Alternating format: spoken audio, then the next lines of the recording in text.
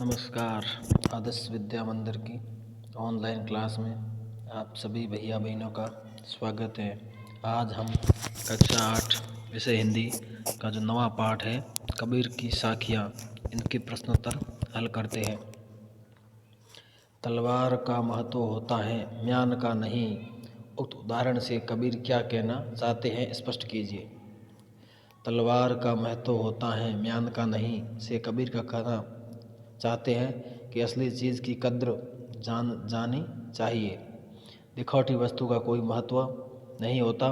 जिस प्रकार तलवार की मजबूती और उसकी धार देखी जाती है, किसी व्यक्ति की पहचान अथवा उसका मोल उसकी काबिलियत के अनुसार तय होता है, न कि कुल, जाति, धर्म से आदि से। उसी प्रकार ईश्वर का भी वास्तविक ज्ञान जरूरी है।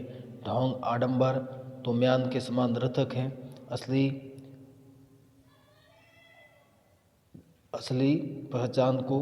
असली वस्तु को पहचानो और उसी को स्वीकार करो। प्रश्न 2, पाठ की तीसरी साखी जिनकी एक पंक्ति है, मनुआ तो दहूँ दिशी फेरे, यह तो सुमिरन नाही के द्वारा कबीर क्या कहना चाहते हैं।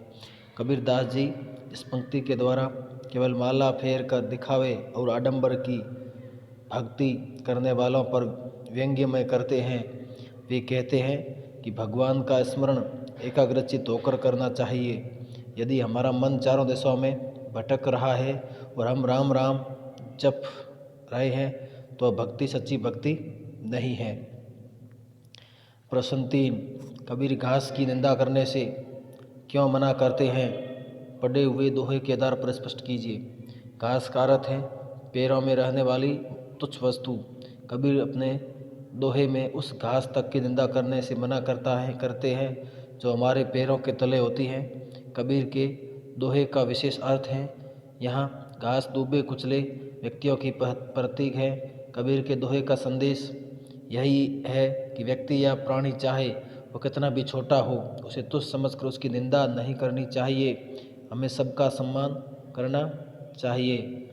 प्रश्न 4, मनुष्य के व्यवहार में ही दूसरों को विरोधी बना लेने वाले दोष होते हैं। यह भावार्थ किस दोहे से व्यक्त है। जग में बेरी कोई नहीं, जो मन शीतल होए, या आपा को डारी दे, दया करे सब कोय। ये चौथे प्रश्न का उत्तर। पांचवें का उत्तर, या आपा को डारी दे, दया करे सब कोय, ऐसी बानी बोलिए मन का आपा खोए। इन दोनों पंक्तियों में आपा को छोड़ देने या खो देने की बात की गई है। आपा किस अर्थ में प्रयुक्त हुआ है? क्या आपा स्वार्थ के निकट का अर्थ देता है या घमंड का? उत्तर, या आपा को आपा खोए। इन दो पंक्तियों में आपा को छोड़ देने की बात की गई है। यहाँ आपा अहंकार के अर्थ में प्रयुक्त हुआ है। यहाँ आपा घमंड का द्योतक है, जो मनुष्य में धन, बल या अन्य कारणों से उत्पन्न होता है। इसी घमंड के कारण वह किसी को कुछ नहीं समझता और सबको अपने से हीन मानता है। प्रश्न 6, आपके विचार में आपा और आत्मविश्वास में तथा आपा और उत्साह में क्या कोई अंतर हो सकता है?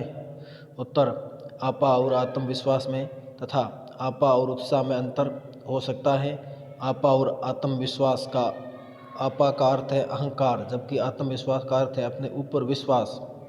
आपा और उत्साह, आपा का अर्थ है अहंकार, जबकि उत्साह का अर्थ है किसी काम को करने का जोश।